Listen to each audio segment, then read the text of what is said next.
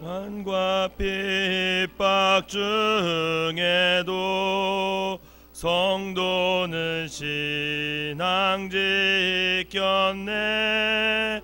이 신앙 생각할 때에 기쁨이 충만하도다.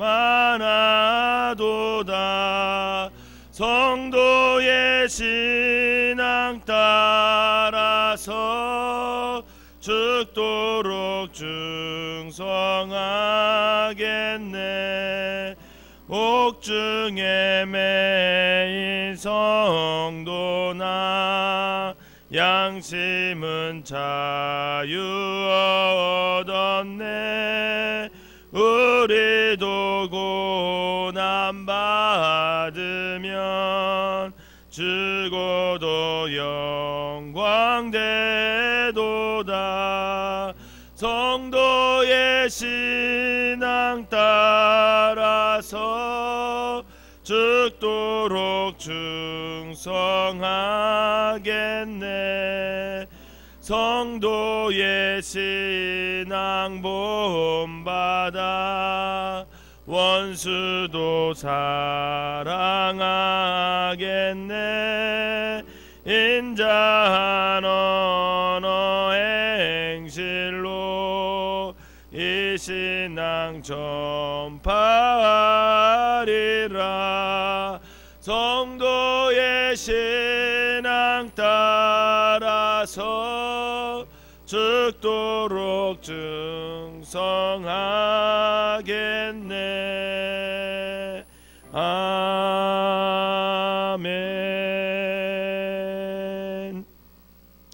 사도신경으로 신앙 고백 드리도록 하겠습니다.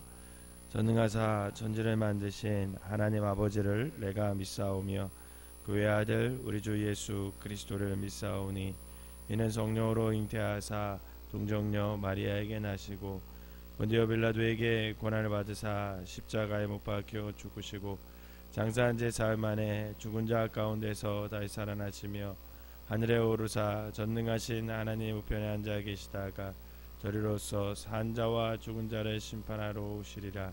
성령을 믿사오며 거룩한 공예와 성도가 서로 교통하는 것과 죄를 사하여 주시는 것과 몸이 다시 사는 것과 영원히 사는 것을 믿사옵나이다. 아멘. 오늘 함께 보실 말씀은 에스더 3장 말씀입니다. 교독하시고 마지막 절만 같이 읽도록 하겠습니다. 에스더 3장입니다. 그 후에 아하수에로 왕이 아각 사람 함무다의 아들 하만의 지위를 높이 올려 함께 있는 모든 대신 위에 두니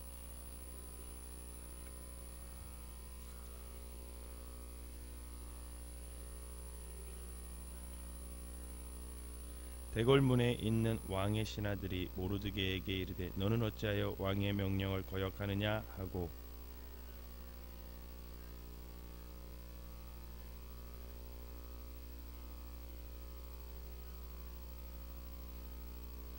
하만이 모르드게가 무릎을 꿇지도 아니하고 절하지도 아니함을 보고 매우 노하더니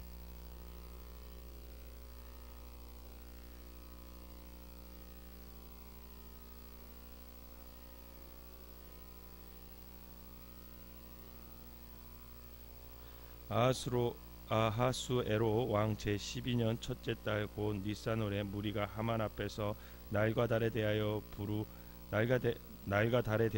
부르 곧 제비를 뽑아 12째 달 곧 아달월을 얻은지라.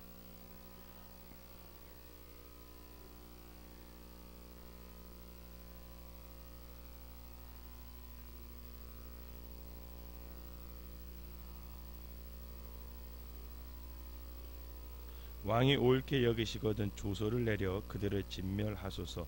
내가 은 1만 달란트를 왕의 일을 맡은 자의 손에 맡겨 왕의 금고에 드리리이다 하니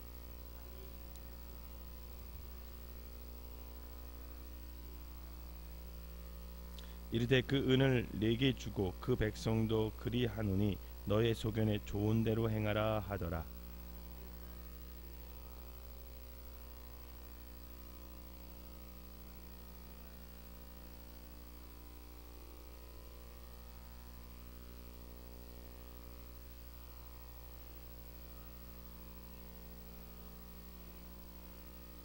이에 그 조소를 역졸에게 맡겨 왕의 각 지방에 보내니 12째 달 곧 아달월 13일 하루 동안에 모든 유다인을 젊은이 늙은이 어린이 여인들을 막론하고 죽이고 도륙하고 진멸하고 또 그 재산을 탈취하라 하였고,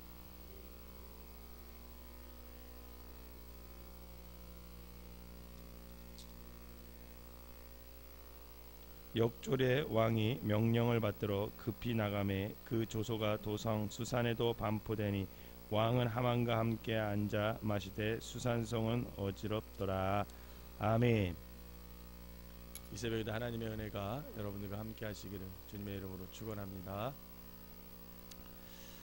환난과 핍박이라는 단어가 오늘날 우리에게는 다소 생소하게 느껴질 수가 있습니다. 왜냐하면 우리가 신앙생활을 하면서 그렇게 크게 환난을 받거나 핍박을 당하거나 그렇게 신앙생활은 하지 않는 것이 사실이죠. 그런데 사실 오랜 기독교의 역사 속에서 그리스도인들은 환난과 핍박에서 분리된 삶을 살은 적이 거의 없습니다. 구약시대는 물론이거니와 예수님께서 이 땅에 오신 이후에도 여전히 교회와 그리스도인은 많은 환난과 핍박을 당하게 되었습니다. 예수님께서 승천하신 후 이 땅에 남은 제자들과 또 교회 성도들이 예수 그리스도와 복음을 위해 우리가 어떤 삶을 그들이 살았는지 잠시 기억해 본다면 그리스도인의 삶은 환난과 핍박의 삶이라는 사실을 우리는 너무나 잘 알 수 있죠. 사실 우리나라도 수많은 선교사님들의 고난과 시련 속에서 사실 복음화가 되었습니다. 양화질이라는 곳을 가보면 거기에 많은 목숨을 잃은 그런 선교사들과 그들의 자녀들이 묻혀 있죠. 그분들은 이 땅에 복음을 전하기 위해서 수많은 위협과 오해와 어려움이 가득한 상황 속에서도 이 땅에 하늘의 미랄이 되어 썩어짐으로 인해서 오늘날 우리는 사실 아름다운 열매를 걷고 한국 기독교가 이렇게 부흥할 수가 있었습니다. 많이 낙후되어 있던 조선에 머무는 것 자체가 사실은 불편하고 쉽지 않았음에도 많은 풍토병과 문화적 차이 가운데 그 복음 전파를 위해서 생명을 다해 힘썼던 그런 선교사님들이 있었습니다. 때로는 서양 귀신이라고 놀림을 당하기도 했고요. 때로는 한국인이 던진 돌에 맞아서 머리도 깨지고 그런 고통을 겪기도 했습니다. 하지만 이러한 고통의 순간에도 선교사님들은 더욱더 조선을 위해 기도하고 조선 사람들을 사랑으로 품어야만 했어요. 그분들은 더 나은 환경 가운데 살아갈 수 있었음에도 불구하고 주를 위해서 어떤 환난과 핍박 그리고 각종 불편함도 기쁨으로 여기면서 사신 분들이었습니다. 사실 우리나라에 선교사로 오신 분들은 그들이 만약에 고국에 있었다라면 그들은 충분히 교수도 할 수 있었고 의사도 할 수 있었고 정치인도 할 수 있었고 아주 그냥 성공의 보장을 받는 그런 사람들이었습니다. 그런데 그 모든 것을 포기하고 정말 알지도 못하는 세계 사람들은 알지도 못하는 이 조선이라는 땅에 와서 그들이 환난당하고 핍박당하면서까지도 복음을 전하게 됐죠. 이스라엘 사람들은 하나님의 백성으로 특별한 삶을 살았지만 포로가 되어 수많은 어려움과 핍박을 당하며 살았던 민족입니다. 그리고 70년의 포로 시기가 거의 끝나갈 무렵 바벨론은 페르시아가 다스리게 되고 페르시아 왕 다리오는 다니엘이라는 사람을 총리로 세우게 됩니다. 하지만 다니엘은 동료들의 모함으로 큰 어려움에 빠지게 됩니다. 그러나 이러한 환난과 핍박 순간에도 다니엘은 신앙을 굳건히 지키며 살아계신 여호와 하나님을 한 분만을 내가 온전히 섬기리라 결단하고 오히려 감사하는 신앙의 모습을 보여주었습니다.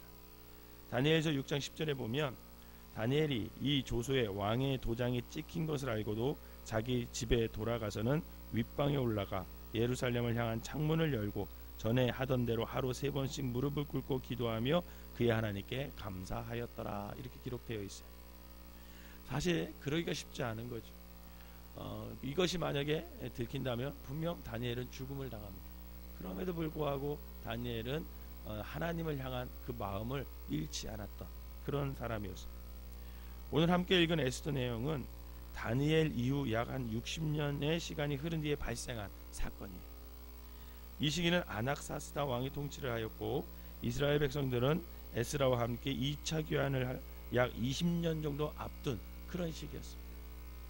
본문에 등장하는 하만은 아각 사람 함무다다의 아들이다 이렇게 불렀는데, 여기에서 아각 사람은요, 사무엘상에 보면 15장에 보면 사물에 의해 죽음을 당한 아말렉과 아각의 후손이란 뜻이기 때문에 이 하만은 이스라엘 백성들에게 대해 좀 강한 적개심을 가지고 있었던 것이 사실입니다. 하만은 비록 페르시아 사람은 아니었지만 우리가 본문 살펴본 것처럼 또 다니엘서를 읽어보면 다니엘처럼 이제 페르시아 왕의 포용 정책으로 인해서 높은 지위에 오를 수 있었던 사람입니다. 이 페르시아가 그렇게 다른 나라를 정복하고 강한 힘을 가질 수 있었던 원동력은 뭐였냐면, 어떤 나라를 정복하면 그 나라를 다 말살시키지 않았습니다.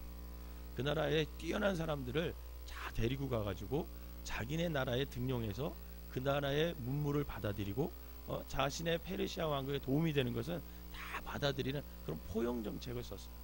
그래서 아마 하만도 그런 사람 중에 한 명이었을 것이다라는 거죠. 이 왕의 신임을 얻은 높은 지위에 오른 하만은 그 지위를 이용해서 모든 사람들로 하여금 자기에게 절을 하도록 요구해요. 그런데 이스라엘 출신의 한 사람이 그의 명령에 순종하지 않습니다. 모르드게라고 불리는 이 한 사람의 이 돌출 행동은 정말 큰 어려움을 그 민족에게 가지고 오게 돼요. 자신뿐만 아니라 온 유다인의 멸망을 당하게 신세가 되었고 재산을 다 빼앗길 그런 위기에 처하게 됩니다. 모르드게가 자신뿐만 아니라 민족을 궁지에 몰아넣었던 행동이 어떤 것이냐면 2절, 3절, 4절 보면 이렇게 나와요. 여러분 2, 3, 4절을 다시 한번 읽어보겠습니다. 시작.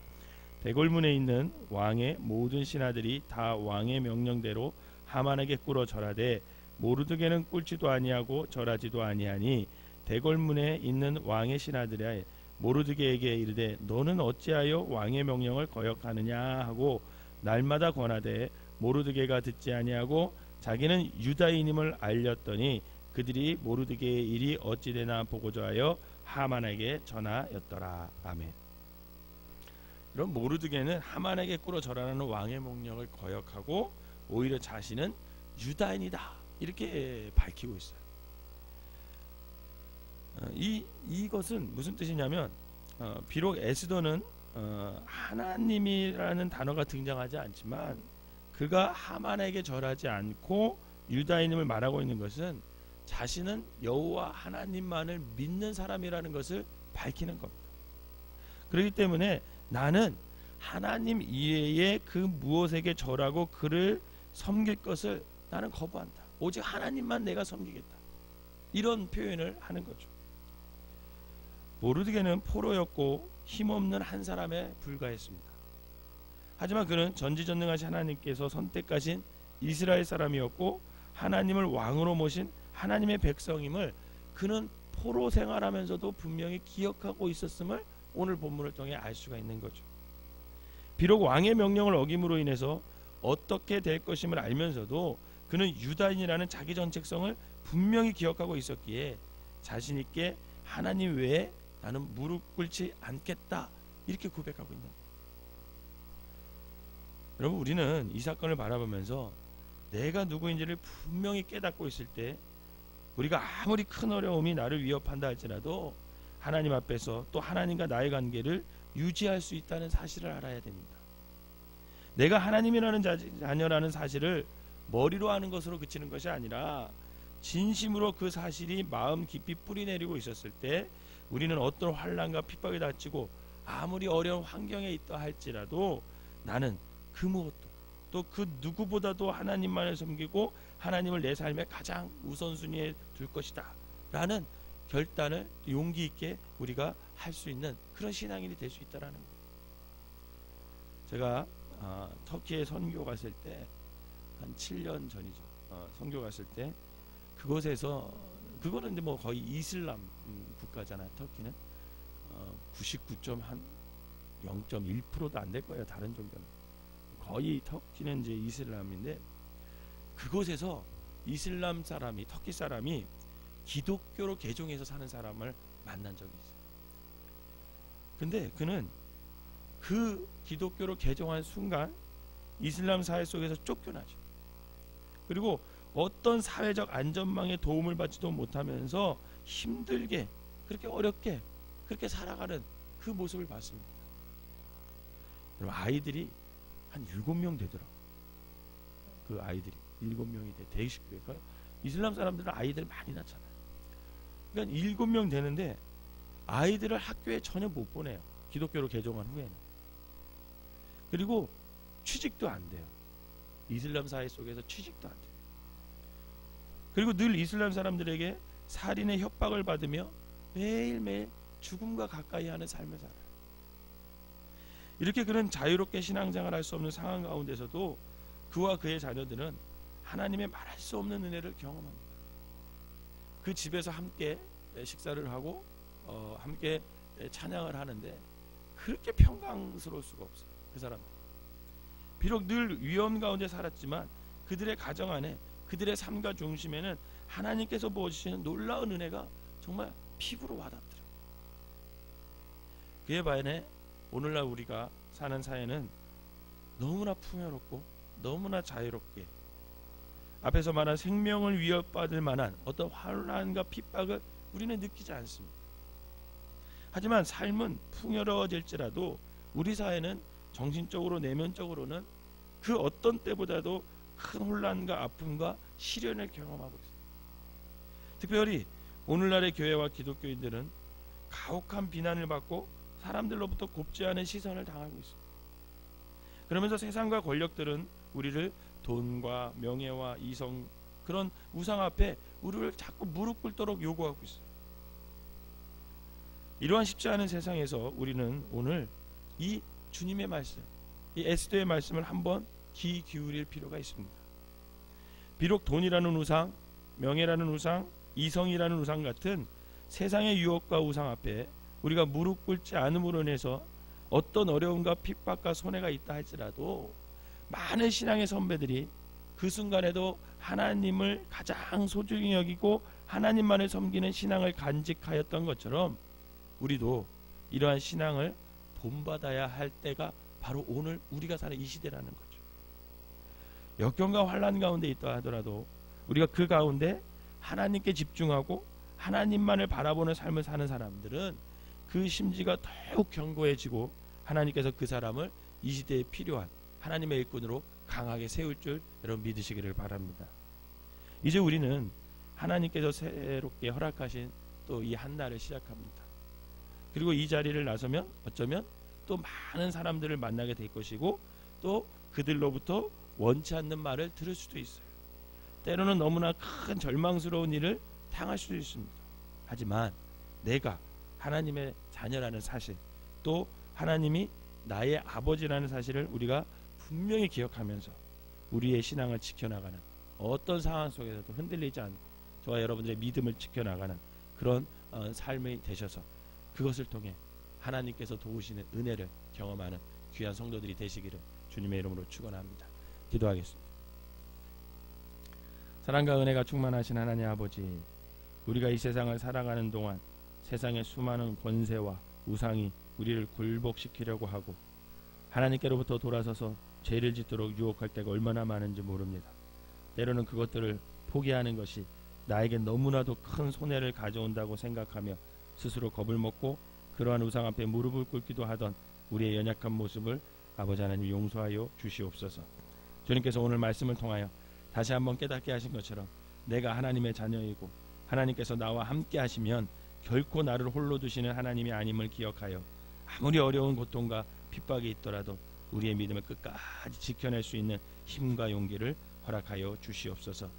이날의 가장 첫 시간을 주님과 함께하기 위해 나왔사오니 우리를 위로하시고 도와주시고 또 오늘 하루도 아버지 하나님 주님 앞에 말씀 안에서 아버지 주님의 인도하심 따라 살아가는 귀한 한 날 되게 하여 주시옵소서. 귀한 예물 드립니다. 주님께서 받으시고 이 예물 가운데 주님께서 축복하여 주셔서 저들이 오로지 어떤 상황 속에서도 하나님만을 의지하며 나아가는 귀한 성도들 되게 하여 주시옵소서. 예수님의 이름으로 기도하옵나이다. 아멘.